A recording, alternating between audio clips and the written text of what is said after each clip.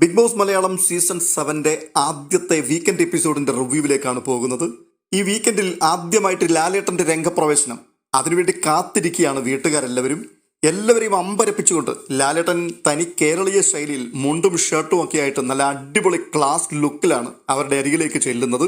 ഇത് കണ്ടുകൊണ്ട് വലിയ ആഹ്ലാദത്തോടു കൂടിയാണ് എല്ലാ ആൾക്കാരും എഴുന്നേറ്റ് നിന്നുകൊണ്ട് ലാലേട്ടനെ കൈയടിച്ച് സ്വീകരിക്കുകയും ലാലേട്ട ഈ വേഷം സൂപ്പറാണ് എന്നൊക്കെ പറഞ്ഞ് ലാലേട്ടനെ നന്നായിട്ട് സൂചിപ്പിക്കുന്നുണ്ട്. ലാലേട്ടൻ അത് ഏറ്റെടുക്കുകയും ചെയ്യുന്നുണ്ട്.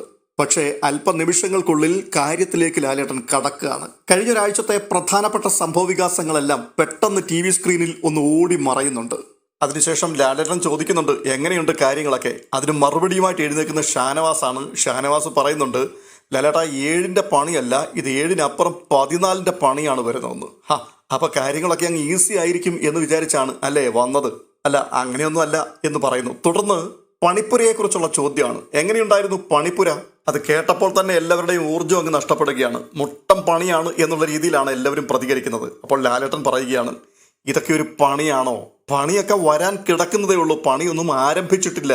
അപ്പോൾ പണിപ്പുരയെക്കുറിച്ച് ഒരു ദുർസ്വപ്നം പോലെ സംസാരിക്കുന്ന ആൾക്കാരോട് പറയുകയാണ്, ഞങ്ങളുടെ ഈ വീടിന്റെ ഒരു ആത്മാവാണ് പണിപ്പുര. സീസൺ 7 ഒത്തിരി കാര്യങ്ങൾ മറഞ്ഞിരിക്കുന്ന ഒരു സ്ഥലമാണ് പണിപ്പുര.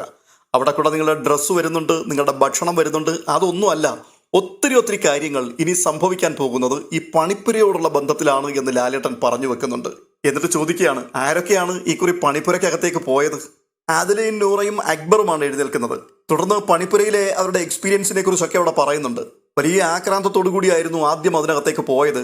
കാര്യമായിട്ടുള്ള പ്ലാനിങ്ങുകളൊന്നും ഇല്ലായിരുന്നു. അതുകൊണ്ട് കൃത്യസമയത്ത് ഉദ്ദേശിച്ചതുപോലെ സാധനങ്ങളുമായിട്ടൊന്നും വരാൻ പറ്റിയില്ല. ഒത്തിരി വാരിക്കൂട്ടി, പക്ഷേ അതെല്ലാം മടക്കി കൊടുക്കേണ്ട അവസ്ഥയിലേക്ക് എത്തി. അപ്പോൾ ലാലേട്ടൻ പറയുന്നുണ്ട്, അക്ബർ 2 തവണ പോയില്ലേ? അതെ, 2 തവണ പോയി. 2ാമത്തെ തവണ കുറെ കരുതലോടുകൂടിയായിരുന്നു പോയത്. കാരണം ഈ സമയം ഒരു വലിയ പ്രശ്നമാണല്ലോ. അത് കേൾക്കുമ്പോൾ ലാലേട്ടൻ വളരെ കൃത്യമായ ഒരു ഉപദേശം കൊടുക്കുന്നുണ്ട്. ഈ സമയത്തിന്റെ വിലയൊക്കെ നമ്മൾ ഇപ്പോഴാണ് അറിയുന്നത്. ഇങ്ങനെ പല കാര്യങ്ങളും നിങ്ങൾ ഇതിനകത്തൊന്ന് പഠിക്കാനുണ്ട്. അതായത് നമ്മൾ ഈസിയാണ് എന്ന് കരുതുന്ന പല കാര്യങ്ങളും, ഇത്രയും കാലം നമ്മൾ ഒരു ശ്രദ്ധയുമില്ലാതെ മുൻപോട്ട് കൊണ്ടുപോയ പല കാര്യങ്ങളും, അതിൻ്റെയൊക്കെ വാല്യൂ എത്രത്തോളം ഉണ്ട് എന്ന് ഇങ്ങനെയുള്ള ചില സാഹചര്യങ്ങളിൽ എത്തുമ്പോഴാണ് നമുക്ക് മനസ്സിലാക്കുവാൻ സാധിക്കുന്നത്. അതുകൊണ്ട് വളരെ ശ്രദ്ധയോടുകൂടി വേണം ഓരോ കാര്യങ്ങളെയും നമ്മൾ കൈകാര്യം ചെയ്യാൻ എന്നുള്ള ഒരു മോട്ടിവേഷൻ, ഒരു ബുദ്ധിയുപദേശമൊക്കെ ലാലേട്ടനോടെ കൊടുക്കുന്നുണ്ട്. അടുത്തതായി ഈ പണിപ്പുരയ്ക്കകത്തേക്ക് പോകുവാൻ താല്പര്യമില്ല എന്ന് പറയുന്ന ആരൊക്കെയോ ഇതിനകത്ത് ഉണ്ടെന്ന് കേട്ടു. ആരൊക്കെയാണത് എന്ന് പറഞ്ഞ് എഴുന്നേൽപ്പിക്കുന്നുണ്ട്. അവിടെ എഴുന്നേറ്റ് നിൽക്കുന്ന 2 ആൾക്കാരാണ്. ഒന്ന് അഭിലാഷും ഒന്ന് നെവിനുമാണ്. എന്താ കാര്യമെന്ന് ചോദിക്കുമ്പോൾ നെവിൻ പറയുന്നുണ്ട്, ഈ പണിപ്പുരയെന്ന് കേൾക്കുന്നത് തന്നെ പേടിയാണ്. അതിനകത്തേക്ക് പോകുന്ന ആൾക്കാർ പണി കെട്ടിയിട്ടാണ് തിരിച്ചു വരുന്നത്. വലിയ പ്രതീക്ഷയോട് അകത്തോട്ട് കയറിപ്പോകും, പക്ഷേ തിരിച്ചിറങ്ങി വരുന്നത് വലിയ ബുദ്ധിമുട്ടോടു കൂടിയാണ്. അതുകൊണ്ടുള്ള പേടിയാണ്, അല്ലാതെ വേറെ കാര്യമൊന്നുമില്ല എന്ന് പറയുന്നുണ്ട്. പിന്നീട് ബിൻസിയും ഷൈത്തിയും ഒക്കെ എഴുന്നേറ്റ് സംസാരിക്കുന്നുണ്ട്. അപ്പം ബിൻസി പറയുന്നൊരു കാര്യമുണ്ട്, ഈ എല്ലാവരുടെയും കൂടെ ആവശ്യങ്ങൾ നടക്കുക എന്നുള്ളതിനു വേണ്ടി ഞങ്ങൾ പ്ലാൻ ചെയ്തതാണ്. അങ്ങനെ പ്ലാൻ ചെയ്തപ്പോൾ ആദിലയും നൂറയുമാണ് പോകുന്നത് നല്ലതെന്ന് തോന്നി. ആ കൂട്ടത്തിൽ അക്ബറിനെ കൂടെ പറഞ്ഞു വിട്ടു. അപ്പോൾ ലാലേട്ടൻ ചോദിക്കുന്നുണ്ട്, എന്തുകൊണ്ടാണ് നിങ്ങൾ പോകണ്ട എന്ന് വെച്ചത്? അതായത് ഇതൊരു ഗെയിമല്ലേ? ഈ ഗെയിമിൽ നിങ്ങൾക്ക് ലഭിക്കുന്ന അവസരങ്ങൾ അത് മാക്സിമം മുതലാക്കുക എന്നുള്ളതാണ്. അല്ലാതെ മറ്റുള്ളവരുടെ ആവശ്യം നോക്കുകയും അതങ്ങനെ നടക്കട്ടെ എന്ന് പറഞ്ഞുകൊണ്ട് നിങ്ങൾ ഒഴിഞ്ഞു നിൽക്കുകയും ചെയ്യുകയാണെന്നുണ്ടെങ്കിൽ നിങ്ങൾക്ക് നിങ്ങളുടെ മികവ് തെളിയിക്കുവാനുള്ള അവസരം നിങ്ങളായിട്ട് തന്നെ നഷ്ടപ്പെടുത്തുകയാണ്. അപ്പോൾ ഇതിനകത്ത് ബുദ്ധി ഉപയോഗിച്ച് ഇനിയും കാര്യങ്ങൾ മുൻപോട്ട് നീക്കി പോകണം എന്നുള്ളതിനെക്കുറിച്ചുള്ള ചില സൂചനകളൊക്കെ ലാലേട്ടൻ ഇവിടെ കൊടുക്കുകയാണ്. സത്യം പറഞ്ഞാൽ ഈ പണിപ്പുരയിൽ കൂടി കിട്ടുന്ന ഓരോ വസ്തുക്കൾ ഇതൊക്കെ ഉപയോഗിക്കുക എന്നുള്ളതിനപ്പുറത്ത് മറ്റൊന്നും അവരിതുവരെയും ചിന്തിച്ചിട്ടില്ല. പക്ഷേ പണിപ്പുര വളരെ പ്രധാനപ്പെട്ട ഒരു സംഗതിയാണെന്നും ഈ വീടിന്റെ ആത്മാവാണെന്നും നിങ്ങളുടെ നിലനിൽപ്പിന്റെ അടിസ്ഥാന ഘടകം ഈ പണിപ്പുരയെ മാത്രം ആശ്രയിച്ചാണ് നിലനിൽക്കുന്നത്. അതുകൊണ്ട് തന്നെ ഈ പണിപ്പുരയ്ക്കകത്തുകൂടി നിങ്ങൾക്ക് പണി കിട്ടാനുള്ള സാധ്യതയുമുണ്ട്. അപ്പോൾ തന്നെ രക്ഷപ്പെട്ട് കയറാനുള്ള സാധ്യതയുമുണ്ട്. അതുകൊണ്ട് ഒരാൾ പോലും പിൻപിലേക്ക് മാറാൻ പാടില്ല. കിട്ടുന്ന അവസരങ്ങൾ കൃത്യമായിട്ട് വിനിയോഗിക്കണം എന്നുള്ളതിന്റെ വ്യക്തമായൊരു ദിശാബോധം ലാലേട്ടൻ തന്റെ വാക്കുകളിൽ കൂടി അവർക്ക് നൽകാൻ ശ്രമിക്കുന്നുണ്ട്. അത് ചിലർക്കൊക്കെ കത്തിയിട്ടുണ്ട്, ചില ആൾക്കാർക്കൊന്നും അതിനെക്കുറിച്ച് മനസ്സിലായിട്ടില്ല. തുടർന്ന് ലാലേട്ടൻ ചോദിക്കുന്നുണ്ട്, ഈ പണിപ്പുരയ്ക്കകത്ത് പോകാൻ ഇഷ്ടമില്ലാത്തവരായിട്ട് ആരെങ്കിലും ഇതിനകത്തുണ്ടോ? ലാലേട്ടന്റെ സംസാരത്തിനകത്ത് പല കിണികളും ഒളിഞ്ഞിരിപ്പുണ്ട് എന്നുള്ളത് വളരെ വ്യക്തമായിട്ട് അറിയാവുന്നത് കൊണ്ട് തന്നെ ശങ്കയോടുകൂടിയാണ് പല ആൾക്കാരും ഇതിനോട് റെസ്പോണ്ട് ചെയ്യാൻ തുടങ്ങുന്നത്. അപ്പോൾ വീണ്ടും ലാലേട്ടൻ അത് ആവർത്തിച്ച് ചോദിക്കുന്നുണ്ട്. എന്നിട്ട് അങ്ങനെ പോകാൻ താല്പര്യമില്ലാത്തവർക്ക് ഒരു സമ്മാനമുണ്ട് എന്ന് പറഞ്ഞു. പെട്ടെന്ന് ആ ചൂണ്ടയിൽ കയറി നമ്മുടെ നെവിൻ കൊത്തുന്നുണ്ട്. നെവിൻ കൈപൊക്കിക്കൊണ്ട് ചാടി അങ്ങ് എഴുന്നേൽക്കുകയാണ്. അപ്പോൾ ലാലേട്ടൻ വീണ്ടും ചോദിക്കുകയാണ്, പണിപ്പുരയിൽ പോകാൻ താല്പര്യമില്ല? ഇല്ല ലാലേട്ടാ, പണിപ്പുരയിൽ പോകാൻ താല്പര്യമില്ല എന്ന് പറയുന്നത് സമ്മാനം കിട്ടുമെന്ന് പറഞ്ഞത് കൊണ്ടാണ്. ആ സമ്മാനത്തിന് വേണ്ടിയാണ് ഞാൻ കൈപൊക്കിയത്. ദേ, ഞാൻ മുമ്പേ പറഞ്ഞില്ലേ, ചില ആൾക്കാർക്ക് ഒന്നും തന്നെ മനസ്സിലായിട്ടില്ലെന്ന്. ഈ വീടിന്റെ ആത്മാവാണ് പണിപ്പുര. ഈ പണിപ്പുരയ്ക്കകത്ത് കൂടി പണി നിങ്ങളെ കാത്തിരിപ്പുണ്ട്. അതുപോലെ തന്നെ ഒത്തിരി നിങ്ങൾ പ്രതീക്ഷിക്കാത്ത നേട്ടങ്ങളും കാത്തിരിപ്പുണ്ട്. അതുകൊണ്ട് അവസരം വന്നാൽ അത് കൃത്യമായിട്ട് വിനിയോഗിക്കണം. മറ്റൊരാൾക്ക് വേണ്ടി നിങ്ങൾ മാറിക്കൊടുക്കരുത് എന്നെല്ലാം പറഞ്ഞു വെച്ചിട്ടാണ് ലാലേട്ടൻ ചോദിക്കുന്നത്. പണിപ്പുരയിൽ പോകാൻ താല്പര്യമില്ലാത്തവരാരെങ്കിലും ഉണ്ടെങ്കിൽ കൈവക്ക്, അവർക്കൊരു സമ്മാനം തരാമെന്ന്. അപ്പോൾ താൽക്കാലികമായി ലഭിക്കുവാൻ പോകുന്ന ആ സമ്മാനത്തെ ഓർത്തുകൊണ്ട് നെവിൻ പെട്ടെന്ന് ചാടി എഴുന്നേറ്റ് കൈ പൊക്കുമ്പോൾ അയാൾക്ക് ഈ ഗെയിമിനെ കുറിച്ച് ഒന്നും തന്നെ മനസ്സിലാകുന്നില്ല എന്നുള്ളതിന്റെ വ്യക്തമായൊരു ഉദാഹരണമാണിത്. ഉടൻ തന്നെ ലാലേട്ടൻ പറയുന്നുണ്ട്, ഓക്കെ, സമ്മാനം തരാൻ പോവുകയാണ്. ഇനി മേലിൽ പണിപ്പുരയ്ക്കകത്തേക്ക് നിങ്ങൾക്ക് പോകാനുള്ള അവസരമില്ല. മറ്റുള്ളവർ കൊണ്ടുവരുന്ന സാധനങ്ങൾ ഷെയർ ചെയ്യുകയാണെന്നുണ്ടെങ്കിൽ അതിൻ്റെ പങ്കു പറ്റിയാൽ മാത്രം മതി. നിങ്ങൾക്കിനി ഒരിക്കലും, നിങ്ങൾക്ക് താല്പര്യമില്ലല്ലോ അവിടേക്ക് പോകാൻ, അതുകൊണ്ട് തന്നെ നിങ്ങൾക്കിനി ഒരിക്കലും പണിപ്പുരയ്ക്കകത്തേക്ക് പോകുവാൻ ഒരവസരമുണ്ടാവില്ല. ഏത് ടാസ്ക് വന്നാലും നിങ്ങളെ അതിനകത്തേക്ക് അടുപ്പിക്കുകയുമില്ല. ഇതാണ് നിങ്ങൾക്കുള്ള സമ്മാനം. ദേ, ചൊക്കൻ ആപ്പിൽ വീണെന്ന് പറഞ്ഞതുപോലെ ഇയാൾ ആകെ കുനിഞ്ഞു നിൽക്കുകയാണ്, മുഖവും പൊത്തിപ്പിടിച്ചുകൊണ്ട്. എന്ത് ചെയ്യാനാ, ഇങ്ങനെയൊക്കെയാണ് പണി വന്ന് വീഴുന്നത്.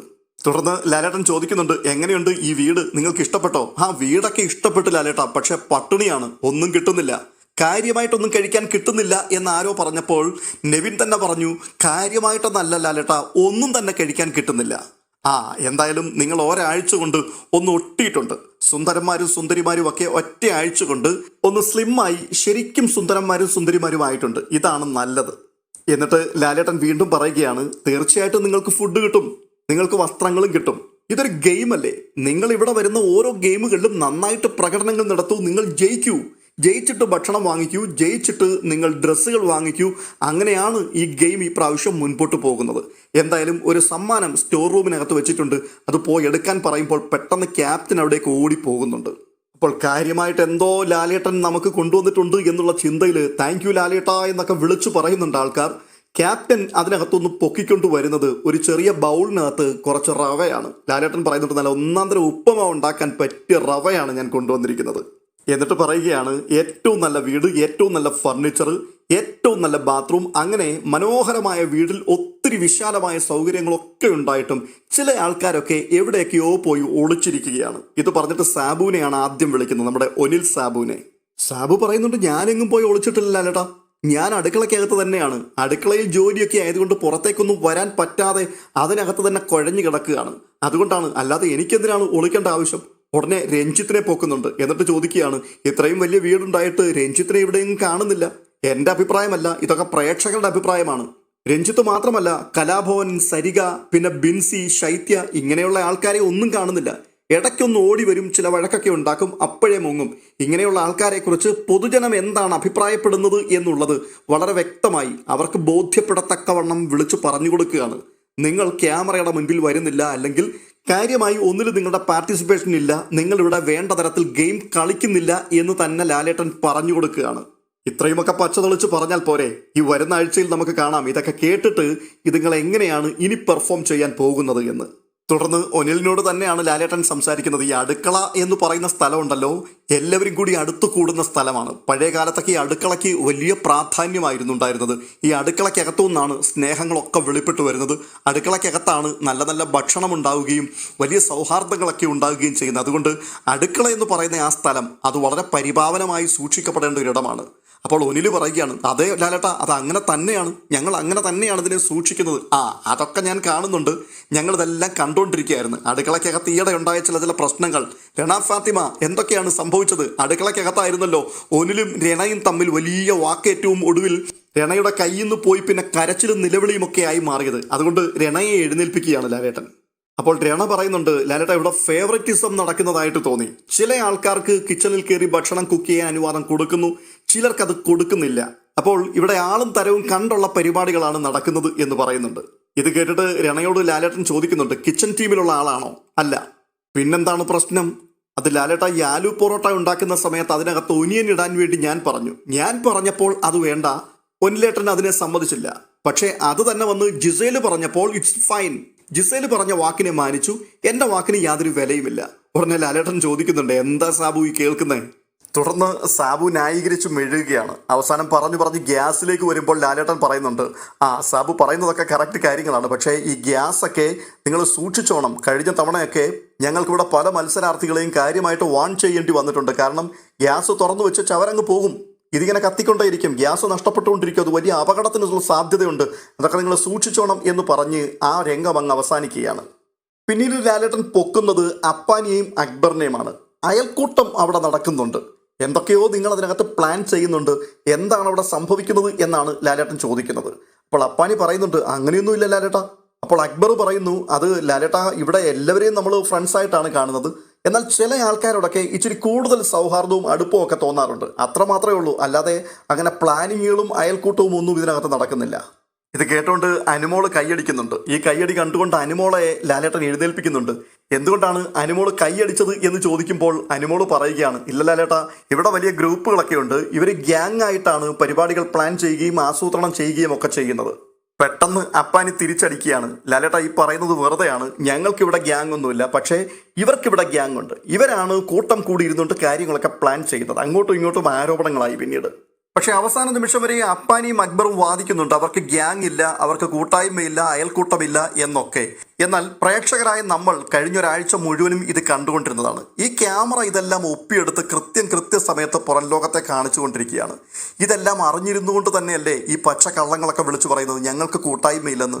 സത്യത്തിൽ അക്ബറും അപ്പാനിയും ചേർന്നിട്ട് ഗ്രൂപ്പ് ഉണ്ടാക്കുന്നു, ആ ഗ്രൂപ്പിനകത്തേക്ക് ആര്യൻ ക്ലബ് ചെയ്യുന്നു, ഇടയ്ക്ക് അഭിലാഷ് അതിനകത്തേക്ക് വന്ന് കയറുന്നുണ്ട്, ഷാനവാസിനെ പലപ്പോഴും അതിനകത്തേക്ക് ആഡ് ചെയ്യുവാൻ ശ്രമിക്കുന്നുണ്ട്, പക്ഷേ അയാൾ ചാടിപ്പോകുന്നു. ഇങ്ങനെയൊക്കെയുള്ള കാഴ്ചകൾ നമ്മൾ കണ്ടുകൊണ്ടിരുന്നതാണ്. എന്നിട്ടും അവർ വാദിക്കുകയാണ്, ഞങ്ങൾക്കിവിടെ ഗ്രൂപ്പില്ല, അയൽക്കൂട്ടങ്ങളില്ല, പെൺകുട്ടികൾക്ക് മാത്രമാണ് ആ പരിപാടി ഉള്ളതെന്ന്. രഞ്ജിത്തിനെ ഈ സമയത്ത് എഴുന്നേൽപ്പിക്കുന്നുണ്ട്. അപ്പോൾ രഞ്ജിത്ത് ഉള്ള കാര്യം തുറന്നങ്ങ് പറഞ്ഞു. മുനിഷി പറഞ്ഞത് ഇങ്ങനെയാണ്, ഇവിടെ ഗ്രൂപ്പ് ഉണ്ടായിരുന്നോ അയൽക്കൂട്ടം ഉണ്ടായിരുന്നോ എന്നൊക്കെ ഉള്ളത് വളരെ വ്യക്തമായി മനസ്സിലാകുന്നതാണ് ലാലേട്ട. ഇതിനിടയ്ക്ക് ഈ കൂട്ടത്തിലുള്ള ഒരാൾ ജയിലിൽ പോയി കഴിഞ്ഞപ്പോഴേക്കും മറ്റേ ആൾ ഒറ്റപ്പെട്ടു, അയാൾക്ക് പിന്നെ കൂട്ടായ്മയില്ല, ആരുമായിട്ടും കൂട്ടുകൂടുന്നില്ല, അയാൾ ഒറ്റയ്ക്ക് നടക്കുകയായിരുന്നു. അതുകൊണ്ട് തന്നെ മനസ്സിലാവുമല്ലോ ഇവിടെ അയൽക്കൂട്ടം ഉണ്ടായിരുന്നോ ഇല്ലയോ എന്ന്. അത് വല്ലാത്തൊരടിയായിപ്പോയി കേട്ടോ. പിന്നീട് സംസാരിക്കുന്നത് അവരുടെ കയ്യിൽ കിട്ടിയിരുന്ന ബാൻഡിനെ കുറിച്ചാണ്. 3 ആൾക്കാർക്കാണ് ഈ ബാൻഡ് കിട്ടിയിരുന്നത്. ഒന്ന് ആര്യന് കിട്ടി, പിന്നെ ആദില നോറയ്ക്ക് കിട്ടി, ജിസേലിന് കിട്ടി. ലാലേട്ടൻ പറയുന്നുണ്ട്, ആ ബാൻഡ് എങ്ങനെയാണ് നിങ്ങളുടെ കയ്യിലേക്ക് വന്നത്? നിങ്ങൾ ഈ വീട്ടിൽ കയറുന്നതിന് മുൻപ് തന്നെ നിങ്ങളുടെ കണ്ണ് കെട്ടിക്കൊണ്ട് നിങ്ങൾ കുറച്ച് കളികളൊക്കെ കളിച്ചായിരുന്നല്ലോ. ആ കണ്ണ് കെട്ടി കളി കഴിഞ്ഞിട്ടാണ് അകത്തേക്ക് കയറിയത്. സത്യത്തിൽ ഈ 7ന്റെ പണി നിങ്ങൾ ഈ വീട്ടിൽ കയറുന്നതിന് മുൻപ് തന്നെ ആരംഭിച്ചതാണ്. അങ്ങനെയാണ് 3 ആൾക്കാർക്ക് ഈ ബാൻഡ് ലഭിക്കുന്നത്. ഈ 3 ആൾക്കാർക്ക് ലഭിച്ച ബാൻഡിൻ്റെ സവിശേഷതകളും അധികാരങ്ങളെക്കുറിച്ചും ഒക്കെ പറഞ്ഞു കഴിഞ്ഞപ്പോഴേക്കും പിന്നീട് അത് മോഷ്ടിക്കുവാനുള്ള ശ്രമമായി. പലരുടെയും കയ്യിൽ നിന്നും പലരും ഇത് അടിച്ചു മാറ്റുന്നതിനെക്കുറിച്ചൊക്കെയാണ് പിന്നീടുള്ള സംസാരം വരുന്നത്. അങ്ങനെ വന്നിട്ട് ജിസേലിൻ്റെ ബാൻഡിനെ കുറിച്ച് ചോദിക്കുന്നുണ്ട്. ഈ ബാൻഡ് എങ്ങനെയാണ് നഷ്ടപ്പെട്ടത് എന്ന് ചോദിക്കുമ്പോൾ ജിസേൽ പറയുന്നത്, എൻ്റെ കയ്യിൽ നിന്ന് മോഷണം പോയെന്ന. സത്യത്തിൽ ആ ബാൻഡ് തൻ്റെ കയ്യിൽ നിന്ന് ഡിബേറ്റിൽ കൂടിയാണ് മറ്റൊരാൾ കൊണ്ടുപോകുന്നത്. അവിടെ പരസ്പരമുള്ള ഡിബേറ്റ് നടത്തി ആ ബാൻഡ് അവർക്ക് വിട്ടുകൊടുക്കുകയായിരുന്നു. പക്ഷേ ജിസേൽ അതുപോലും മറന്നുപോയി എന്നുള്ളതാണ്. 2 ദിവസത്തിന് മുമ്പ് സംഭവിച്ച കാര്യം ജിസേൽ മറന്നുപോയി. തൻ്റെ കയ്യിൽ നിന്ന് ആരോ അത് മോഷ്ടിച്ചു കൊണ്ടുപോയി എന്നാണ് ജിസേൽ പറയുന്നത്. പിന്നെ ബാക്കിയുള്ളവരെല്ലാം കൂടി ഡിബേറ്റിൽ കൂടിയാണ് ഇത് പോയതെന്ന് പറയുമ്പോഴാണ് പുള്ളിക്കാരിക്ക് ഓർമ്മ വരുന്നത്. ശരിയാ ലാലേട്ട എന്നൊക്കെ സമ്മതിക്കുന്നുണ്ട്. അപ്പോൾ പെട്ടെന്ന് ലാലേട്ടൻ ചോദിക്കുകയാണ്, അതെ, കുറച്ച് സാധനങ്ങളൊക്കെ ബിഗ് ബോസ് അവിടെ വെച്ചിരുന്നത് അടിച്ചു മാറ്റിയായിരുന്നല്ലോ, ബിഗ് ബോസ് അത് തിരികെ കൊടുക്കാൻ ആവശ്യപ്പെട്ടപ്പോൾ അതൊക്കെ തിരികെ കൊടുത്തിരുന്നോ? കൊടുത്തിരുന്നു ലാലേട്ട, എല്ലാം തിരികെ കൊടുത്തിരുന്നോ? അത് പിന്നെ ലാലേട്ട ആദ്യം മുഴുവനും കൊടുത്തിരുന്നില്ല, 2ാമത്തെ പ്രാവശ്യം ചോദിച്ചപ്പോഴേക്കും ബാക്കിയെല്ലാം കൊടുത്തിരുന്നു. 2ാമത്തെ പ്രാവശ്യം മുഴുവൻ തിരിച്ചു കൊടുത്തോ? തിരികെ കൊടുത്തു ലാലേട്ട. ഇല്ലല്ലോ, മുഴുവൻ സാധനവും കൊടുത്തില്ലല്ലോ. ലാലേട്ട ഒരു കൺസീലർ മാത്രം കൊടുത്തിട്ടില്ല. അത് ശരി, അപ്പോൾ നിങ്ങൾ ഈ നിയമത്തെ ബ്രേക്ക് ചെയ്യല്ലേ? അത് ലാലേട്ട, അത് ഇതിനകത്തായിപ്പോയി, സോറി. ഇവിടെ സോറിയുടെ കാര്യമൊന്നുമില്ല. ബാക്കിയുള്ളവർക്ക് എല്ലാവർക്കും നിയമം ബാധകമാണ്, അതുപോലെ തന്നെ നിങ്ങൾക്ക് നിയമം ബാധകമാണ്. നിങ്ങൾക്ക് വേണ്ടി മാത്രം ഒരു വെട്ടുവീഴ്ചയും ഇവിടെ ചെയ്യാൻ പറ്റില്ല. ലാലേട്ട തിരിച്ചു കൊടുത്തേക്കാം. തീർച്ചയായിട്ടും തിരിച്ചു കൊടുക്കണം. അപ്പോൾ എന്തായാലും ജിസേലിന് നമുക്കൊരു പണി കൊടുക്കണ്ടേ? വീട്ടുകാരോടാ ചോദിക്കുന്നത്. ജിസേൽ പറയുന്നു, വേണ്ട ലാലേട്ട, നിങ്ങളോടല്ല ഞാൻ ചോദിച്ചത്, മറ്റുള്ളവരോടാണ്.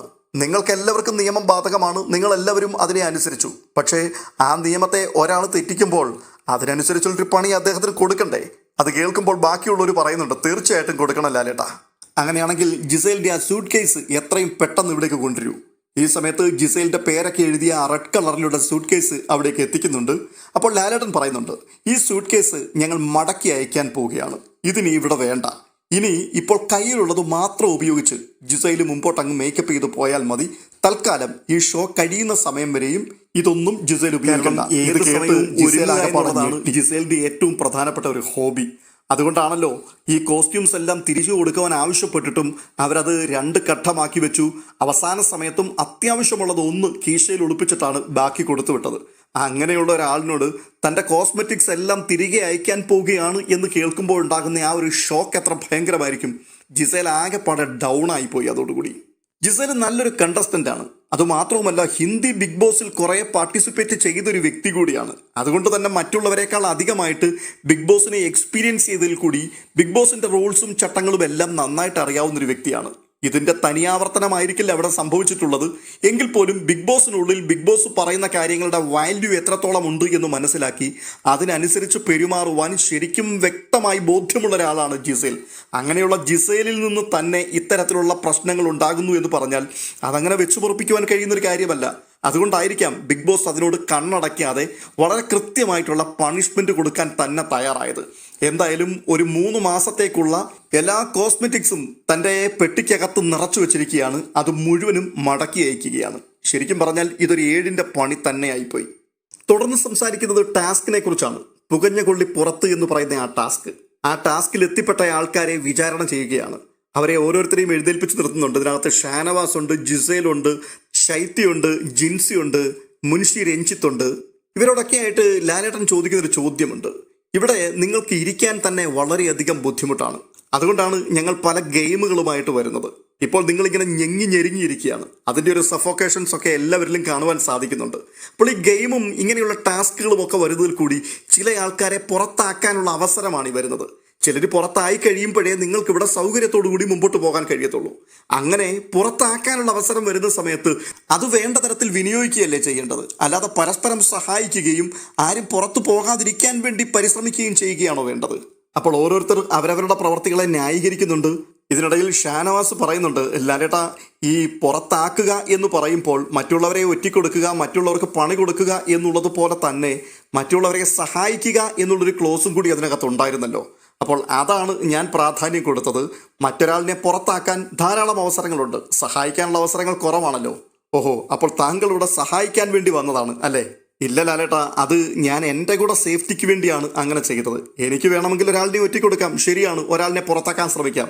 ആ സമയത്ത് വേണമെങ്കിൽ ഇവർ 3 പേരും കൂടി നോക്കിയാൽ എന്നെയും പുറത്താക്കാൻ കഴിയും. അതുകൊണ്ട് മാക്സിമം അങ്ങോട്ടും ഇങ്ങോട്ടും ഒറ്റിക്കൊടുക്കാതെ പുറത്താക്കാതെ പിടിച്ചു നിൽക്കുക എന്നുള്ളൊരു തന്ത്രമായിരുന്നു പയറ്റിയത് എന്ന് പറഞ്ഞാണ് ഷാനവാസ് അതിനകത്തൊന്ന് പുറത്തു കിടക്കാൻ ശ്രമിക്കുന്നത്. അപ്പോൾ ലാലേട്ടൻ വീണ്ടും പറയുകയാണ്, ഇത് നിങ്ങൾക്ക് ലഭിച്ച ഒരു ഗോൾഡൻ ഓപ്പർച്യൂണിറ്റി ആയിരുന്നു. ഒരാളിനെ നിങ്ങൾക്ക് പുറത്താക്കാമായിരുന്നു. പക്ഷേ നിങ്ങൾ ആ ഗെയിം വേണ്ട രീതിയിൽ കളിച്ചില്ല. നിങ്ങൾ ഒരാളിനെ പുറത്താക്കാൻ തയ്യാറായുമില്ല. അതുകൊണ്ട് എന്താ സംഭവിച്ചത്? നിങ്ങൾ അങ്ങനെ പുറത്താക്കിയിരുന്നെങ്കിൽ ഇപ്പോൾ എനിക്ക് ഈ എലിമിനേഷൻ ഉപയോഗിക്കേണ്ടി വരില്ലായിരുന്നു. അതുകൊണ്ട് തന്നെ എനിക്കിപ്പോൾ പണിയായി. ഞാൻ ഇനിയിപ്പോൾ ഒരാളിനെ പുറത്താക്കാൻ പോകണ്ടേ? ഇതാണ് നിങ്ങളുടെ ഏറ്റവും പ്രധാനപ്പെട്ട പ്രശ്നം. നിങ്ങൾ ശ്രദ്ധിച്ച് ഗെയിം കളിക്കുക എന്ന് പറഞ്ഞ് വീണ്ടും അവരെ ആ ഗെയിമിലേക്ക് ലാലേട്ടൻ ഇൻവോൾവ് ചെയ്യിക്കുവാൻ ശ്രമിക്കുന്ന ഒരു ഭാഗം അവിടെ കാണുന്നുണ്ട്. തുടർന്ന് വീണ്ടും ഷാനവാസിനോട് ചോദിക്കുകയാണ്, ഷാനവാസിൻ്റെ ഹെൽത്തൊക്കെ എങ്ങനെയുണ്ട്? കാരണം 2-3 ദിവസം ഉറങ്ങാൻ പറ്റാത്തൊരവസ്ഥയിലായി കഴിഞ്ഞപ്പോഴേക്കും അയാൾക്ക് കാര്യമായിട്ട് ഫിസിക്കൽ പ്രശ്നങ്ങൾ എന്തൊക്കെയോ സൂചനകൾ കാണുന്നുണ്ടായിരുന്നു. അതുകൊണ്ട് തന്നെയാണ് ചോദിക്കുന്നത്. പക്ഷേ അയാൾ പറയുന്നുണ്ട് ഇപ്പോൾ ഓക്കെ ആണെന്ന്. തുടർന്ന് അപ്രതീക്ഷിതമായിട്ട് ഷാനവാസിൻ്റെ വീടുമായിട്ട് ടെലഫോണിൽ ബിഗ് ബോസ് കണക്ട് ചെയ്യുന്നുണ്ട്. ഷാനവാസിൻ്റെ ഭാര്യയും മകളുമൊക്കെ ഷാനവാസിനോട് സംസാരിക്കുന്നു. അതൊരു നല്ലൊരു അവസരമായിരുന്നു, അദ്ദേഹത്തിന് ലഭിച്ചൊരു ഭാഗ്യമാണ്. വൈഫിൻ്റെയും കുട്ടിയുടെയും ശബ്ദമൊക്കെ കേൾക്കുകയും തുടർന്ന് അവരോട് താൻ പറയുന്നുണ്ട്, എനിക്ക് കുഴപ്പമൊന്നുമില്ല, ഞാൻ ഓക്കെയാണ് എന്ന് പറഞ്ഞപ്പോൾ വീട്ടുകാരും സമ്മതിക്കുന്നുണ്ട്, ഓക്കെ, പ്രശ്നങ്ങളൊന്നുമില്ല എന്ന്. ഒരു പക്ഷേ വീട്ടുകാരുടെ ഭാഗത്തു നിന്ന് എന്തെങ്കിലും ഒരു ഉപദേശം വന്നിരുന്നെങ്കിൽ ഷാനവാസിൻ്റെ നില പരുങ്ങലിലാകുവാനും ചിലപ്പോൾ പുറത്തേക്ക് വിടാനുള്ള സാധ്യതയും ഇതിനകത്തുകൂടി തെളിയുന്നുണ്ടായിരുന്നു. അയാൾക്ക് ഫിസിക്കൽ പ്രോബ്ലംസ് ഉണ്ട്, രോഗിയാണ്, എന്തെങ്കിലും ബുദ്ധിമുട്ടുണ്ടായി കഴിഞ്ഞാൽ അത് പ്രയാസമാകും എന്ന രീതിയിൽ വീട്ടുകാർ സംസാരിച്ചിരുന്നെങ്കിൽ ഷാനവാസിൻ്റെ പണി മതിയാക്കുക എന്നുള്ളൊരു തന്ത്രം കൂടി ഇതിൻ്റെ പിൻപിൽ ഉണ്ടായിരുന്നോ എന്നുള്ളത് കണ്ടറിയണമായിരുന്നു. എന്തായാലും അങ്ങനെ ഒരു അബദ്ധം ഷാനവാസിൻ്റെ ഭാര്യയിൽ നിന്നുണ്ടായില്ല. താൻ ഓക്കെയാണ് എന്ന് പറയുന്നത് കേട്ടുകൊണ്ട് അവരും പറഞ്ഞു, ഇപ്പോൾ പ്രശ്നമൊന്നുമില്ല, ഞങ്ങൾക്കും ഓക്കെയാണെന്ന്. എന്തായാലും ഷാനവാസ് അവിടെ രക്ഷപ്പെട്ട് കരകയറി. അതിനുള്ള ബന്ധത്തിൽ തന്നെ എല്ലാവർക്കുമായിട്ട് ലാലേട്ടൻ പിന്നീടൊരു ഉപദേശം കൊടുക്കുന്നുണ്ട്. നമ്മളിവിടെ ഈ ജിമ്മൊന്നും ഇടാത്തതിൻ്റെ പ്രധാനപ്പെട്ട കാര്യം ഇതൊന്നും ആരും ഉപയോഗിക്കില്ല. പക്ഷേ ഈ വീടിനകത്ത് തന്നെ നിങ്ങളിങ്ങനെ സർവൈവ് ചെയ്തുകൊണ്ടിരിക്കുകയല്ലേ, നിങ്ങളുടെ ശരീരത്തിന് കാര്യമായിട്ടുള്ള ചലനം ഒന്നും സംഭവിക്കുന്നില്ല. ഇവിടെ ഗെയിമൊക്കെ കളിക്കേണ്ടതാണ്. വളരെ കട്ടിയുള്ള പല ടാസ്കുകളും വരുന്നതാണ്. അതുകൊണ്ട് തന്നെ നിങ്ങളുടെ ശരീരത്തിന് അതിനനുസരിച്ചുള്ളൊരു പ്രിപ്പറേഷൻ ആവശ്യമാണ്. അപ്പോൾ രാവിലെ എഴുന്നേൽക്കണം. രാവിലെ എഴുന്നേറ്റതിന് ശേഷം കുറച്ച് സമയത്ത് നിങ്ങൾ എക്സർസൈസ് ഒക്കെ ചെയ്യണം എന്ന് പറഞ്ഞിട്ട് ഇവർക്കൊരു എക്സർസൈസ് കൊടുക്കുവാൻ വേണ്ടിയുള്ള ഒരു ഗൈഡിനെ ആക്കി വെക്കുന്നുണ്ട്. ആ ഗൈഡ് നമ്മുടെ നെവിനാണ്. നെവിനെ ഇവരുടെ ജിം ഇൻസ്ട്രക്ടറെ പോലെ ആക്കി വെക്കുകയാണ്. നെവിനോട് പറയുന്നുണ്ട്, നെവിൻ ഇവരെ ട്രെയിൻ ചെയ്യിക്കണം. എല്ലാ ദിവസവും ഒരു 5 മിനിറ്റെങ്കിലും ഇവരെ കൊണ്ട് എന്തെങ്കിലുമൊക്കെ ചെയ്യിക്കണം. എന്തൊക്കെയാണ് നെവിൻ ചെയ്യാൻ പോകുന്നത് അതൊന്ന് കാണിച്ചു ഡെമോ ഒന്ന് കാണിക്കാൻ പറയുന്നുണ്ട്. അപ്പോൾ നെവിൻ പറയുന്നുണ്ട്, ലാലേട്ട ഒരു പാട്ടുകൂടി ഇടുകയാണെന്നുണ്ടെങ്കിൽ നന്നായിരുന്നു. അങ്ങനെയാണെന്നുണ്ടെങ്കിൽ പാട്ടും കൂത്തുപാട്ടൊക്കെ അങ്ങ് പോയാൽ മതിയല്ലോ. ഇത് പറയുമ്പോഴേക്കും നെവിൻ പെട്ടെന്ന് മുമ്പോട്ട് വന്നിട്ട് കുറച്ച് സ്റ്റെപ്പൊക്കെ കാണിക്കുന്നുണ്ട്. ലാലേട്ടൻ പറയുന്നുണ്ട്, ഇത് മതി, ഇത്രയും ചെയ്താൽ മതി, ഇത് തന്നെ ധാരാളമാണ് എന്ന് പറഞ്ഞ് അവരുടെ ഫിസിക്കിനെ കുറിച്ച് കുറെ കാര്യങ്ങളൊക്കെ ലാലേട്ടൻ സംസാരിച്ചങ്ങ് വിടുകയാണ്. തുടർന്ന് ലാലേട്ടൻ വീക്ക്ലി ടാസ്കിനെ പറ്റിയാണ് സംസാരിക്കുന്നത്. വീക്ക്ലി ടാസ്ക് വിൻ ചെയ്തത് അക്ബറാണ്. ആര്യനും കൂടെ ഉണ്ടായിരുന്നു. പക്ഷേ അവസാനം ഒറ്റ പോയിന്റിന് ആര്യന് ആ സ്ഥാനം നഷ്ടപ്പെട്ടു പോയി. അങ്ങനെ സംസാരിച്ചു വരുന്ന കൂട്ടത്തിൽ അക്ബറിനെ താൻ അപ്രീഷിയേറ്റ് ചെയ്തിട്ട് പറയുകയാണ്, അക്ബറിന് ഞാൻ നല്ലൊരു സമ്മാനം തരാൻ പോവുകയാണ്. അതായത് അക്ബർ നല്ല പേരുകളൊക്കെ ഇടുന്നുണ്ട്. അത്രയും സമയം ചിരിച്ചുകൊണ്ട് വന്ന അക്ബർ അത് കേട്ടപ്പോഴേക്കും ഒന്ന് ഷോക്ക് അടിച്ചു, ആകെ വിളറി. ലാലേട്ടൻ അപ്പോൾ വീണ്ടും ചോദിക്കുന്നുണ്ട്, എന്താണ് പറയാൻ വന്നതെന്ന് മനസ്സിലായിട്ടുണ്ടോ? മനസ്സിലായി ലാലേട്ട. എന്താണ്? അത് ഞാൻ രേണു ചേച്ചിയെ പറയാൻ പാടില്ലാത്ത വാക്കാണ് പറഞ്ഞത്. പിന്നീട് ഞാൻ അതിനകത്ത് ക്ഷമ ചോദിക്കുകയും ഒക്കെ ചെയ്തിരുന്നു. ഓക്കെ, തൽക്കാലം ഇരുന്നു, നമുക്കതിനെപ്പറ്റി വിശദമായി സംസാരിക്കാമെന്ന് പറഞ്ഞിട്ട് ഒരു ബ്രേക്ക് എടുത്തിട്ട് ലാലേട്ടൻ വീണ്ടും വരികയാണ്. എന്നിട്ട് അനീഷിനെയാണ് എഴുന്നേൽപ്പിക്കുന്നത്. അനീഷിന് എന്ത് പേരാണ് ലഭിച്ചത് എന്ന് ചോദിക്കുമ്പോൾ ലാലേട്ടനോട് അനീഷ് പറയുന്നുണ്ട്, ലാലേട്ട എനിക്ക് ലഭിച്ചത് മുള്ളൻ പന്നി എന്നുള്ള പേരാണ്. ആരാണ് ആ പേരിട്ടത്? അത് ലാലേട്ട ആ പേരിട്ടത് ശരത്താണ്. അതിന് പ്രത്യേകിച്ച് കാരണങ്ങൾ ഒന്നും ഇല്ലാതെയാണ് ഇട്ടതെന്നാണ് അനീഷ് പറയുന്നത്. ഉടൻ തന്നെ അപ്പാനി പറയുന്നുണ്ട്, കാരണമുണ്ട് ലാലേട്ട, കാരണമുണ്ട്. അത് കേട്ടപ്പോഴേ അപ്പാനിയുടെ വായടച്ചടിക്കുന്നത് പോലെ ലാലേട്ടൻ പറയുകയാണ്, നിങ്ങളോട് ചോദിച്ചില്ല, നിങ്ങൾക്ക് സംസാരിക്കാൻ അവസരം തരാം, അല്ലെങ്കിൽ പിന്നെ ഒരു കാര്യം ചെയ്, നിങ്ങൾ ഇങ്ങോട്ട് കയറി വന്ന് നിങ്ങളങ്ങ് സംസാരിക്കുക. ഇത്രയും പറഞ്ഞപ്പോഴേക്കും അപ്പാനിയുടെ ഗ്യാസ് പകുതി പോയി. വീണ്ടും അനീഷിന് സംസാരിക്കാൻ അവസരം കൊടുക്കുമ്പോൾ അനീഷ് പറയുന്നുണ്ട്, ലാലേട്ട ഇവരൊക്കെ ഓരോരോ പേരുകൾ അങ്ങ് വിളിക്കുകയാണ്. പ്രത്യേകിച്ച് കാരണങ്ങളൊന്നും ഇവർക്ക് പറയാനില്ല, വായിൽ വരുന്നതെല്ലാം അങ്ങ് വിളിക്കുകയാണ്. പക്ഷെ അതുകൊണ്ട് എനിക്ക് കംപ്ലൈൻ്റ് ഒന്നും ഇല്ല കേട്ടോ. ഇവരെന്ത് വേണമെങ്കിലും വിളിച്ചോട്ടെ, എനിക്കതിൽ സന്തോഷം മാത്രമേ ഉള്ളൂ. ഓക്കെ, കംപ്ലൈൻറ്റുകളൊന്നും ഇല്ല എന്നുണ്ടെങ്കിൽ അവിടെ ഇരുന്നു എന്ന് പറഞ്ഞ് അനീഷിനെ അവിടെ ഇരുത്തുകയാണ്. സത്യത്തിൽ കഴിഞ്ഞ ഒരാഴ്ചത്തെ ബിബി ഹൗസിലെ പ്രകടനം എടുത്തു നോക്കിയാൽ ഏറ്റവും അധികം ചർച്ച ചെയ്യപ്പെട്ട ഒരു വ്യക്തി അനീഷാണ്. അനീഷിൻ്റെ സംസാരം, അയാളുടെ ശരീരഭാഷ, അയാൾ പറയുന്ന വാക്കുകൾ, ഇങ്ങനെയുള്ള കാര്യങ്ങളൊക്കെയാണ് അവിടെ ചർച്ചയാവുകയും വലിയ കോളിളക്കങ്ങൾ സൃഷ്ടിക്കുകയും ചെയ്തൊരു വ്യക്തിയാണ് അനീഷ്. എന്നാൽ അനീഷിൻ്റെ ഈ നീക്കങ്ങളെ മുഴുവൻ ബിഗ് ബോസ് ഒരു ഗെയിം സ്ട്രാറ്റജി ആയിട്ട് തന്നെ കണ്ടു. ഒരൊറ്റ വാക്കുപോലും അനീഷിനെതിരെ ലാലേട്ടൻ സംസാരിക്കാൻ തയ്യാറായില്ല എന്ന് പറയുമ്പോൾ തന്നെ അയാളുടെ ഗെയിം പ്ലാനിനെ അംഗീകരിക്കുന്നു എന്നുള്ളത് വ്യക്തമാണ്. എന്നാൽ അനീഷ് എന്ന് പറയുന്ന ഒരു വ്യക്തിയെ അവിടെ വിദഗ്ധമായിട്ട് കൈകാര്യം ചെയ്ത വളരെ വിരലിലെണ്ണാവുന്ന 2-3 ആൾക്കാർ മാത്രമേ ഉള്ളൂ. അതിലൊന്നാണ് രണ ഫാത്തിമ. അവരയാളെ ഇഗ്നോർ ചെയ്ത് കളഞ്ഞു. മറ്റൊരാൾ ഡോക്ടർ ബിന്നി സെബാസ്റ്റ്യനാണ്. ഇവരുടെയൊക്കെ അരികിൽ ചെന്ന് വിളച്ചിലിറക്കുവാൻ വേണ്ടി അനീഷ് നോക്കിയിരുന്നു. പക്ഷേ അവരൊക്കെ മൈൻഡ് ചെയ്യാതെ വിട്ടുകളഞ്ഞു. എന്നാൽ അനീഷ് എന്ന് പറയുന്ന ഒരു വ്യക്തിയുടെ കൂടെ നടന്ന് അയാളെ ചൊടിപ്പിച്ച് അയാളെ ശരിക്കും ഒരു ഹീറോയാക്കി മാറ്റിയതും അയാളെ ക്യാപ്റ്റനാക്കി മാറ്റിയതും ഈ അപ്പാനി ശരത്തും അൻവറും ഷാനവാസും അഭിലാഷും തുടങ്ങിയിട്ടുള്ള ഒരു കൂട്ടം ആൾക്കാരാണ്.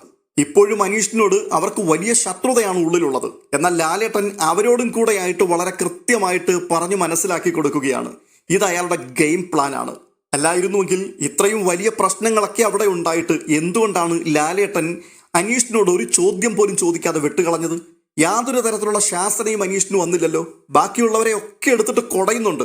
എന്നാൽ ഏറ്റവും വലിയ പ്രശ്നങ്ങൾ ഉണ്ടായത് അനീഷിനോടുള്ള ബന്ധത്തിലാണ്. ആ അനീഷിന് മാത്രം യാതൊരു ഉപദേശവുമില്ല, ഒരു തരത്തിലുള്ള വഴക്കു പറച്ചിലുമില്ല.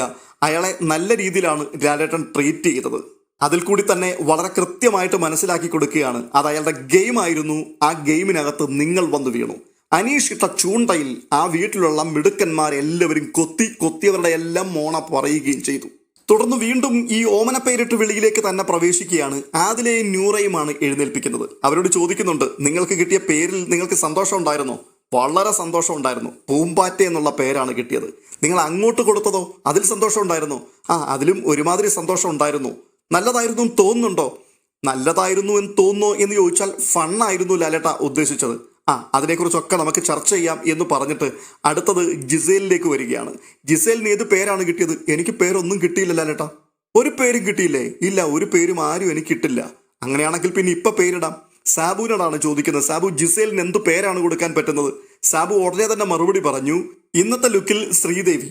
അപ്പോൾ ലാലേട്ടന്റെ മറുചോദ്യം, അങ്ങനെ ഒരു പേരുണ്ടോ ഇന്നത്തെ ലുക്കിൽ ശ്രീദേവി? ഇല്ല ലാലേട്ട, എല്ലാ ദിവസവും ലുക്ക് മാറിക്കൊണ്ടിരിക്കുകയാണ്. ജിസേലാണ് ഇവിടുത്തെ പ്രധാനപ്പെട്ട താരം, ഇവിടുത്തെ ബ്യൂട്ടി ക്യൂനാണ്, അയൺ ലേഡിയാണ്. അതുകൊണ്ട് തന്നെ ഇന്ന് നന്നായിട്ട് അണിഞ്ഞൊരുങ്ങിയാണ് വന്നിരിക്കുന്ന ഒരു മലയാളി ടച്ചിൽ. അതുകൊണ്ട് ഇന്നത്തെ ലുക്കിൽ ശ്രീദേവി എന്ന് വിളിക്കാം എന്നേ പറഞ്ഞുള്ളൂ. അടുത്തത് ലാലേട്ടൻ ചോദിക്കുന്നത് നെവിനോടാണ്, ജിസേലിന് എന്തു പേരാണ് ഇടാൻ താല്പര്യപ്പെടുന്നത്? ഉടനെ തന്നെ നെവിൻ മറുപടി പറഞ്ഞു, എനിക്ക് വിളിക്കാൻ താല്പര്യമുള്ള പേര് മേക്കപ്പ് കള്ളി എന്നാണെന്ന്. ഇത് കേൾക്കുമ്പോൾ തന്നെ ജിസേൽ തിരിച്ചടിക്കുന്നുണ്ട്, പോടാ നീയാടാ മേക്കപ്പ് കള്ളി. ഇത് കേട്ട് എല്ലാവരും പൊട്ടിച്ചിരിക്കുന്നുണ്ട്. തുടർന്ന് അനു ബാർബി ഡോൾ എന്ന് വിളിക്കുമ്പോൾ രേണു സുധിയോട് ചോദിക്കുകയാണ് ലാലേട്ടൻ, രേണു എന്താണ് പറയുന്നത്? രേണു പെട്ടെന്ന് പറഞ്ഞു, ബ്യൂട്ടി പാർലർ. ഇത് കേട്ട് ലാലേട്ടൻ തന്നെ പൊട്ടിച്ചിരിക്കാനാണ് തോന്നിയത്. ലാലേട്ടൻ ചിരി കടിച്ചമർത്തിക്കൊണ്ട് പിൻപിലേക്ക് നടന്നു പോകുമ്പോൾ ഓഡിയൻസ് മുഴുവൻ കൈയടിച്ച് അർമാദിക്കുന്ന ശബ്ദവും കേൾക്കുന്നുണ്ട് രേണുവിന്റെ ആ പേർവിളി കേട്ടിട്ട്. തുടർന്ന് അവസാനം കറങ്ങിയടിച്ച് വീണ്ടും ലാലേട്ടൻ അക്ബറിലേക്ക് എത്തുകയാണ്. അക്ബറിനോട് ചോദിക്കുന്നുണ്ട്, അക്ബർ അങ്ങനെ പേര് വിളിച്ചതിൽ നിങ്ങൾക്ക് എന്താണ് ഇപ്പോൾ തോന്നിയത്? ലാലേട്ട, എനിക്ക് തെറ്റായിട്ട് തോന്നി, ഞാനത് ചേച്ചിയോട് മാപ്പ് പറയുകയും ചെയ്തു എന്ന് അയാൾ പറയുന്നുണ്ട്.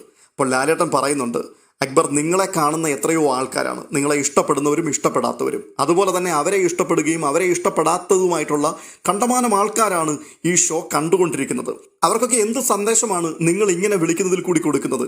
ഇതിനെ ഒരു ഫൺ എലമെന്റ് ആയിട്ട് മാത്രം കാണേണ്ട ഒരു കാര്യമാണ്. പേർ വിളിക്കൽ അത് രസകരമാക്കി തീർക്കേണ്ട കാര്യമാണ്. അതൊക്കെ ഇങ്ങനെയാണോ അവസാനിപ്പിക്കേണ്ടത് എന്ന് ചോദിക്കുന്നുണ്ട് ലാലേട്ടൻ. എന്നിട്ട് രേണുവിനോട് ചോദിക്കുന്നുണ്ട്, രേണുവിന് എന്താണ് പറയാനുള്ളത്? രേണു അപ്പോൾ പറയുന്നത്, ലാലേട്ട, ഞാൻ ചമ്മിപ്പോയി, എല്ലാവരുടെയും മുൻപിൽ വെച്ച് ഇങ്ങനൊരു വിളി കേട്ട് കഴിഞ്ഞപ്പോഴേക്കും ഞാൻ ഉരുകിപ്പോയി എന്നൊക്കെ പറയുന്നുണ്ട്.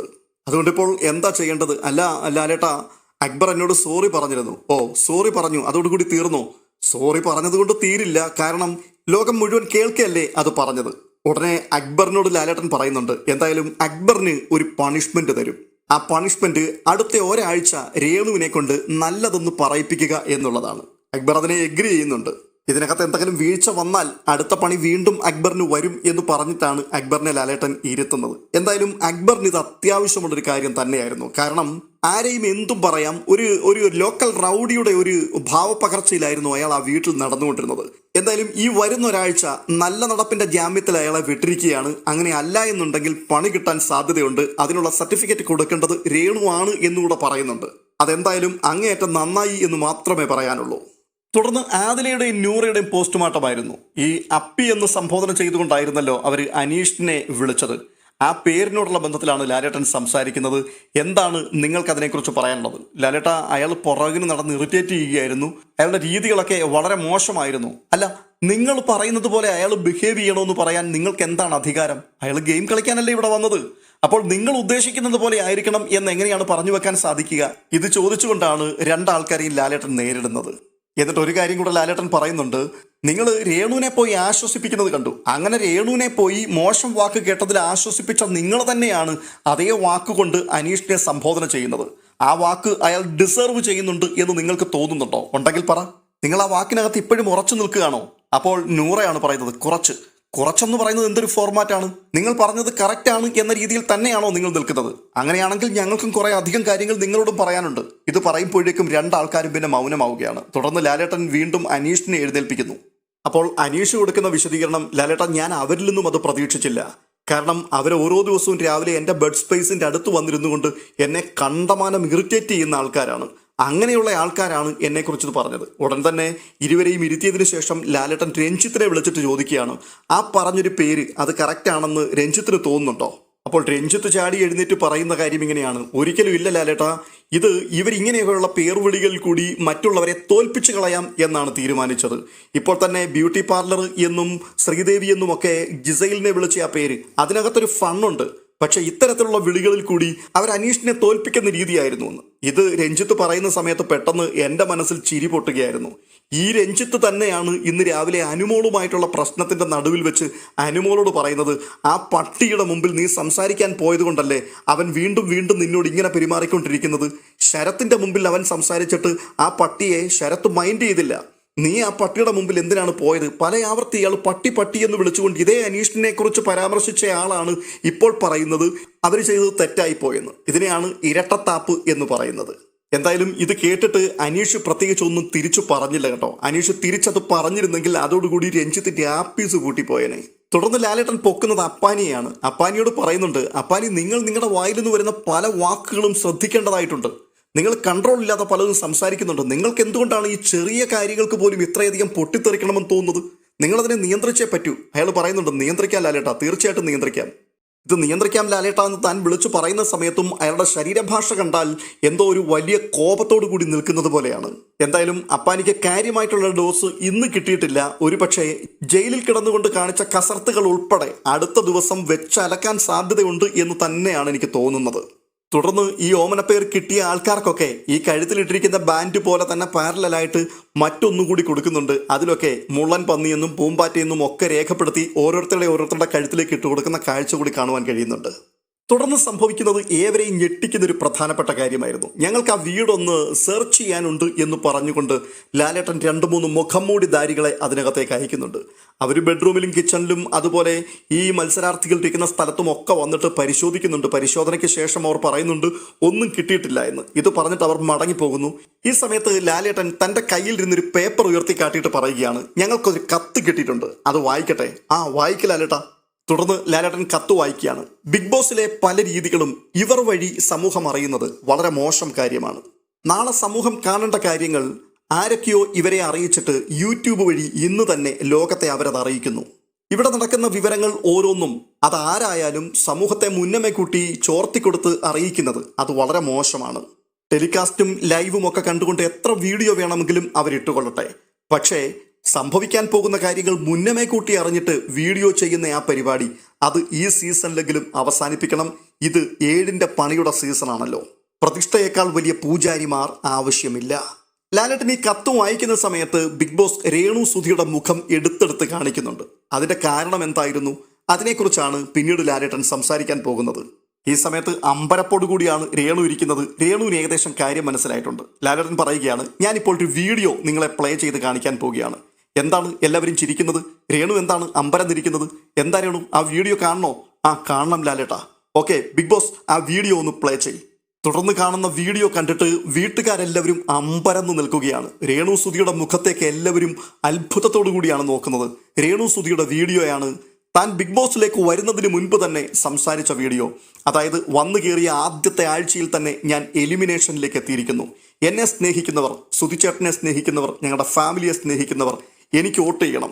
നിങ്ങൾ ആഗ്രഹിക്കുന്ന രീതിയിൽ എനിക്ക് പെർഫോം ചെയ്യാൻ കഴിയണമെങ്കിൽ നിങ്ങൾ എനിക്ക് വോട്ട് ചെയ്തേ പറ്റൂ എന്ന് പറഞ്ഞുകൊണ്ട് വോട്ട് അഭ്യർത്ഥിക്കുന്ന വീഡിയോയാണ് വന്നിരിക്കുന്നത്. രേണു ആകെപ്പാടെ അടി കൊണ്ടതുപോലെ നിൽക്കുകയാണ്. ലാലേട്ടൻ ചോദിക്കുകയാണ്, രേണു ഇത് വീട്ടിൽ വെച്ചിട്ടതാണോ? അതെ ലാലേട്ട, എൻ്റെ യൂട്യൂബിനകത്തിട്ടതാണ്, ഇങ്ങോട്ട് വരുന്നതിന് മുൻപത്തെ ദിവസം. അതെ, എല്ലാ ആഴ്ചത്തെയും എടുത്തു വെച്ചിട്ടുണ്ടോ ഇതുപോലെ? രേണുവിന് മറുപടിയില്ല. അങ്ങനെയുള്ള വീഡിയോ എന്തെങ്കിലും ഉണ്ടെങ്കിൽ എൻ്റെ കയ്യിൽ താ, ഞാനത് ഇട്ടേക്കാം. അല്ല, നേരത്തെ ഇതൊക്കെ എങ്ങനെ മുൻകൂട്ടി കണ്ടുകൊണ്ടിടാൻ പറ്റുന്നു? ലാലേട്ട, ആദ്യത്തെ ആഴ്ചയിൽ തന്നെ എലിമിനേഷനിൽ വരുമെന്ന് എൻ്റെ മനസ്സ് പറഞ്ഞിരുന്നു, അതുകൊണ്ടാണ്. അതെങ്ങനെ മനസ്സിലായി ആദ്യത്തെ ആഴ്ചയിൽ തന്നെ വരുമെന്ന്? അറിയില്ല ലാലേട്ട, എൻ്റെ മനസ്സ് എന്നോട് പറഞ്ഞു ആദ്യത്തെ ആഴ്ചയിൽ തന്നെ വരുമെന്ന്, അതുകൊണ്ട് അത് ചെയ്തതാണ്. രേണു, ഇത് നല്ലൊരു പ്രവൃത്തിയായിട്ട് തോന്നുന്നുണ്ടോ? ഇല്ല ലാലേട്ട, ശരിയല്ല. തുടർന്ന് ലാലേട്ടൻ പറയുന്നുണ്ട്, ഇതുകൊണ്ടൊന്നും ആരും ജയിക്കാനും പോകുന്നില്ല, തോൽക്കാനും പോകുന്നില്ല. നിങ്ങളുടെ സ്വന്തം കഴിവ് കൊണ്ട് നിങ്ങൾ കളിക്കണം, ജയിക്കണം. അതാണ് അതിൻ്റെ മര്യാദ. രേണു, ഞങ്ങൾക്ക് 7ന്റെ പണി തരാൻ വരികയാണോ? അങ്ങനെയാണെങ്കിൽ ഞങ്ങൾ തിരിച്ച് 8ന്റെ പണി തരും. സോഷ്യൽ മീഡിയ ഉപയോഗിക്കുന്നവരോട് ഞങ്ങൾക്ക് പറയാനുള്ളത്, സോഷ്യൽ മീഡിയ പല ആൾക്കാർക്കും വരുമാനം നൽകുന്ന കാര്യമാണ്. പക്ഷേ ഇതൊരു ഷോയാണ്. ഇത് പലർക്കും വിനോദമുണ്ടാക്കുന്നതാണെങ്കിലും ഒത്തിരി ആൾക്കാരുടെ ജീവിത മാർഗം കൂടിയാണ്. ഇതിൻ്റെ ക്യൂരിയോസിറ്റി നിലനിർത്തിക്കൊണ്ട് പോകണമെന്നാണ് ഞങ്ങളുടെ ആഗ്രഹം. ഇത് തന്നെയാണ് പ്രേക്ഷകരും ആഗ്രഹിക്കുന്നത്. ദയവ് ചെയ്ത് യൂട്യൂബ് വീഡിയോ ചെയ്യുന്നവരും വ്ളോഗർമാരുമൊന്നും അതിൻ്റെ ആ ക്യൂരിയോസിറ്റി നശിപ്പിച്ച് കളയരുത് എന്ന് അഭ്യർത്ഥിക്കുകയാണ് എന്ന് പറഞ്ഞ് ലാലേട്ടൻ ആ വിഷയം വിടുകയാണ്. പക്ഷേ രേണു സുധി കാണിച്ച തോന്നിയവാസത്തെ വളരെ കൃത്യമായി അഡ്രസ്സ് ചെയ്തുകൊണ്ട് രേണുവിനെ ലാലേട്ടൻ തുറന്നു കാണിക്കുകയാണ് സമൂഹത്തിൻ്റെ മുൻപിൽ. ഇത് സംഭവിക്കുന്ന സമയത്ത് എൻ്റെ മനസ്സ് പറയുകയായിരുന്നു, ഈ നെറികേടുകളെല്ലാം സോഷ്യൽ മീഡിയയിൽ രേണു സുധി ഓരോ ദിവസവും കാണിച്ചു കൊണ്ടിരിക്കുന്നു. ആരാധകർ കണ്ടമാനം സപ്പോർട്ട് ചെയ്യാൻ വന്നുകൊണ്ടേയും ഇരിക്കുന്നു. അതിനേക്കാൾ ഉപരി ഹേറ്റേഴ്സും രേണു സുധിക്കുണ്ട്. ഇത്രയും ഹേറ്റേഴ്സ് ഒരുമിച്ച് ആക്രമിച്ചിട്ടും ഒത്തിരി വ്ളോഗർമാർ ഒരുമിച്ച് വീഡിയോ ചെയ്തിട്ടും പിടിച്ചു കെട്ടാൻ പറ്റിയില്ല രേണു സുധിയെ. പക്ഷേ ബിഗ് ബോസിലെത്തി ലാലേട്ടൻ ഒടുവിൽ പിടിച്ചു കെട്ടി. ഇനി ഇവിടുന്ന് ഈ കെട്ടു പൊട്ടിച്ചുകൊണ്ട് എങ്ങനെ രേണു സുധി പുറത്തു വരും എന്നുള്ളതാണ് കണ്ടറിയേണ്ട കാര്യം. ഒടുവിൽ ലാലേട്ടൻ പറഞ്ഞു നിർത്തുന്നത്, ഈ ഷോയോടും പ്രേക്ഷകരോടുമുള്ള കടുത്ത അനീതിയാണ് നിങ്ങൾ ഈ കാണിക്കുന്നത് എന്നുള്ളതാണ്. എന്തായാലും രേണുസുതിയുടെ ശവപ്പെട്ടിയിലെ അവസാനത്തെ ആണിയും ലാലേട്ടനെ അടിച്ചു എന്ന് തന്നെ വേണം ഇതിനകത്തുനിന്ന് അനുമാനിക്കാൻ. ഇതിനകത്തുനിന്നും ഇനി രേണുസുതി കയറി വരികയാണെന്നുണ്ടെങ്കിൽ അതൊരു മിറക്കിൾ തന്നെയായിരിക്കും. അതിനുശേഷം ലാലേട്ടൻ പറയുന്നുണ്ട്, ഞാൻ ഒരുപാട് സിനിമകളിൽ കള്ളനായിട്ട് അഭിനയിച്ചിട്ടുണ്ട്, പോലീസായിട്ടൊക്കെ അഭിനയിച്ചിട്ടുണ്ട്, പക്ഷേ ഇതിനേക്കാളൊക്കെ വലിയൊരു കള്ളൻ ഇവിടെയുണ്ട്. ആ കള്ളനെ പിടിക്കാൻ പോവുകയാണ്.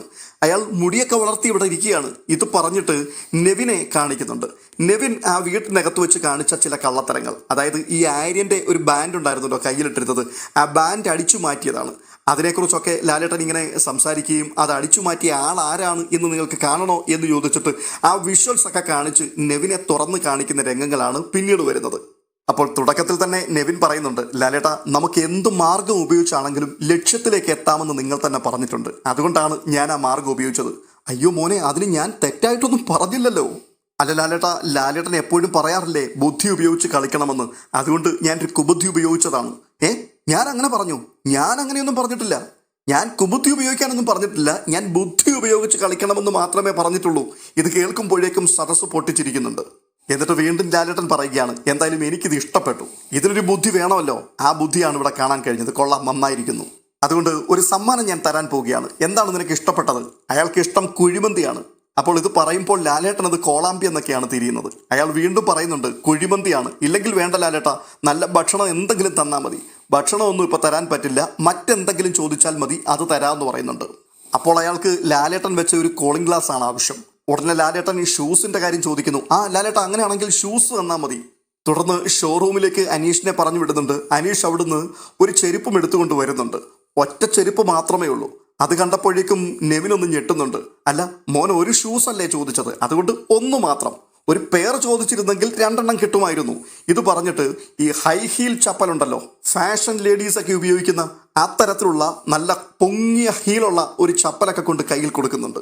തുടർന്ന് ലാലേട്ടൻ അനീഷിനോട് ചോദിക്കുന്നുണ്ടായിരുന്നു, അനീഷെ എങ്ങനെയുണ്ടായിരുന്നു കഴിഞ്ഞ ആഴ്ച? ലാലേട്ടൻ ഞാൻ വളരെയധികം ഹാപ്പി ആയിരുന്നു. അപ്പോൾ ലാലേട്ടൻ ചിരിച്ചുകൊണ്ട് പറയുകയാണ്, അനീഷ് വളരെ ഹാപ്പി ആയിരുന്നു, പക്ഷെ അനീഷിനെ കൊണ്ട് ആ വീട്ടിലുള്ള ആർക്കും ഹാപ്പി അല്ലായിരുന്നു. ഉടനെ എല്ലാവരും കൂടി ഒരുമിച്ച് പറയുന്നുണ്ട്, ഒരിക്കലും അല്ലായിരുന്നു ലാലേട്ട. തുടർന്ന് കാണുന്നത് ഓരോ കണ്ടസ്റ്റൻസിനെയും എഴുന്നേറ്റിട്ട് കഴിഞ്ഞ ഒരാഴ്ചക്കാലത്തെ അവരുടെ എക്സ്പീരിയൻസ് എന്തായിരുന്നു, അവർക്ക് ലഭിച്ച കാര്യങ്ങൾ എന്തൊക്കെയായിരുന്നു, ഇതിനെപ്പറ്റിയുള്ള വിശദമായ ചോദ്യം ചെയ്യലുകളൊക്കെ ആയിരുന്നു.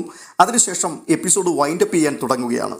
അപ്പോൾ ജിസേല് പറയുന്നുണ്ട്, ലാലേട്ട എനിക്കൊരു ചായ വേണം, എനിക്ക് ചായ കിട്ടാനുള്ള മാർഗ്ഗം എന്തെങ്കിലും ഉണ്ടാകണം, രാവിലെ പാല് വേണം.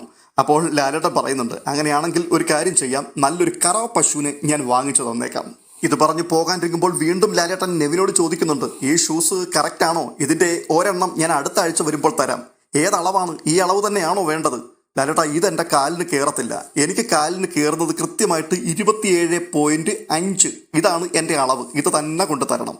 അങ്ങനെയാണെങ്കിൽ ഒരു കാര്യം ചെയ്യ്, എത്രയാണ് കൃത്യമായിട്ടുള്ള സൈസ് എന്നുള്ളത് നിങ്ങൾ എല്ലാവരും കൂടി ചർച്ച ചെയ്ത് കണ്ടുപിടിക്കുന്ന നാളെ കാണാം എന്ന് പറഞ്ഞ് ലാലേട്ടൻ മടങ്ങി പോവുകയാണ്.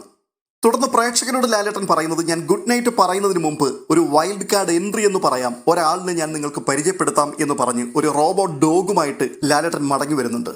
റോബോട്ട് ഡോഗ് വന്നിട്ട് എല്ലാവരെയും ഒന്ന് വിഷ് ചെയ്യാൻ ലാലേട്ടൻ പറയുമ്പോൾ എഴുന്നേറ്റ് നിന്ന് കൈപൊക്കി എല്ലാവരെയും വിഷ് ചെയ്യുകയും ഒക്കെ ചെയ്യുന്നുണ്ട്. തുടർന്ന് ലാലേട്ടൻ പറയുകയാണ്, ഇത് ഒരു വൈൽഡ് കാർഡ് എൻട്രി എന്ന് വേണമെങ്കിൽ പറയാം, ഇതൊരു വാച്ച് ഡോഗാണ്, അകത്ത് നടക്കുന്ന കാര്യങ്ങളെല്ലാം കൃത്യസമയത്ത് ഇവൻ എന്നെ അറിയിക്കും അല്ലേ എന്ന് ചോദിക്കുമ്പോഴേക്കും റോബോ ഒന്ന് കുലുങ്ങി കാണിക്കുന്നുണ്ട്. ഇവന് ഇഷ്ടമുള്ളപ്പോൾ ഹൗസിൽ പ്രവേശിക്കാം, ഇവന് ഹൗസിൽ എവിടെയും പോകാം, ഹൗസിലുള്ള ആൾക്കാരോടൊക്കെ അവന് ചെങ്ങാത്തം കൂടാം, ചിലപ്പോൾ അവൻ അവർക്ക് പണിയും കൊടുക്കും. എന്തായാലും ബിഗ് ബോസ് ഹൗസിലേക്ക് അവൻ കയറുന്നതിന് മുൻപ് അവന് നിങ്ങളുടെ പേര് സജസ്റ്റ് ചെയ്യണം എന്ന് പറഞ്ഞിട്ട് ഏഷ്യാനെറ്റിന്റെ ഇൻസ്റ്റാഗ്രാമിന്റെയും ഫേസ്ബുക്കിന്റെയും ഒക്കെ ID ലാലേട്ടൻ പരിചയപ്പെടുത്തുന്നുണ്ട്. അങ്ങനെ നല്ല പേരിടുന്നതിനകത്തുനിന്നും തിരഞ്ഞെടുക്കപ്പെടുന്ന പേരിൽ ആ പേര് സജസ്റ്റ് ചെയ്യുന്ന വ്യക്തിക്ക് ഒരു സമ്മാനമുണ്ട് എന്ന് പറഞ്ഞിട്ടാണ് ലാലേട്ടൻ മടങ്ങിപ്പോകുന്നത്. പിന്നീട് കാണുന്നത് ക്യാമറയുടെ മുൻപിൽ വന്നുകൊണ്ടുള്ള രേണുസുതിയുടെ കുമ്പസാരമാണ്. ഞാൻ പ്രേക്ഷകരോടും ബിഗ് ബോസിനോടും അറിഞ്ഞോണ്ടോ അറിയാതെയോ തെറ്റ് ചെയ്തു. എൻ്റെ ചാനൽ നോക്കുന്ന എൻ്റെ കസിനാണ് അത് ചെയ്തത്. ഞാൻ അവനോട് പറഞ്ഞതാണ്, ഇത് ശരിയാകുമോ, എനിക്കിതിനെക്കുറിച്ച് ഡീറ്റെയിൽ ഒന്നും അറിയില്ല. അപ്പോൾ അവൻ എന്നോട് പറഞ്ഞത്, എല്ലാവരും മിക്ക കണ്ടസ്റ്റൻസും ഇത് ചെയ്യിക്കുന്നതാണ് ചേച്ചി, അത് തന്നെ ഏറ്റവും വലിയൊരു കള്ളത്തരമല്ലേ, ഇങ്ങനൊരു സംഭവം ബിഗ് ബോസിൽ ഇതുവരെയും നടന്നിട്ടില്ല, അത് രേണുസുതിക്ക് നന്നായിട്ട് അറിയാവുന്നതല്ലേ, ഏതെങ്കിലും ഒരാൾ ഇങ്ങനെ കാണിച്ച് രേണുസുതി കണ്ടിട്ടുണ്ടോ? പക്ഷെ ഇപ്പോൾ രേണു പറയുന്നത് കസിൻ അവരെ തെറ്റിദ്ധരിപ്പിച്ചു എന്നുള്ളതാണ്. ആ വീഡിയോ എടുത്തു കൊടുക്കുവാൻ വേണ്ടി അവർ സമയം വിനിയോഗിച്ചതുകൊണ്ട് ഫ്ലൈറ്റ് പോലും മിസ്സാകേണ്ടതായിരുന്നു അത്രേ. തുടർന്ന് എൻ്റെ പൊന്നു കസിനെ നീ ഒന്ന് ശ്രദ്ധിക്കണം, ഇനി ഇങ്ങനെയുള്ള വീഡിയോകളൊന്നും ഇടരുത്. അപ്പോൾ എന്താണ് താൻ ഉദ്ദേശിക്കുന്നത്? ഇതുപോലുള്ള വീഡിയോ എടുത്തു വെച്ചിട്ടുണ്ട്. ലാലേട്ടനോട് പറഞ്ഞത് എന്താണ്? ഇല്ല എന്നാ. എൻ്റെ പൊന്നു കസിനെ ഇത്തരത്തിലുള്ള വീഡിയോകളൊന്നും നീ ഇനി ഇടരുത്, നീ അത് ശ്രദ്ധിക്കണം. അപ്പോൾ എല്ലാ ആഴ്ചയ്ക്കും ഉള്ളത് റെക്കോർഡ് ചെയ്ത് വെച്ചിട്ടാണ് വന്നിരിക്കുന്നത്. ആ പണി ഇനി നടക്കില്ല, പണി പാളി എന്നുള്ളതാണ് പറഞ്ഞു കൊടുക്കുന്നത്. തുടർന്ന് താൻ തൻ്റെ സമാധാനത്തിന് വേണ്ടി 10 ഏത്തമിട്ടിട്ട് എന്ത് ശിക്ഷ വേണമെങ്കിലും സ്വീകരിച്ചോളാം എന്നൊക്കെ പറഞ്ഞ് സ്വയം വെളുപ്പിക്കുവാനുള്ള ശ്രമം നടക്കുന്നുണ്ട്. ഇതോടുകൂടി വീക്കെൻഡ് എപ്പിസോഡിന്റെ ആദ്യത്തെ എപ്പിസോഡ് അവസാനിച്ചിരിക്കുന്നു. അടുത്ത എപ്പിസോഡിന് വേണ്ടി വീണ്ടും നമുക്ക് കാത്തിരിക്കാം.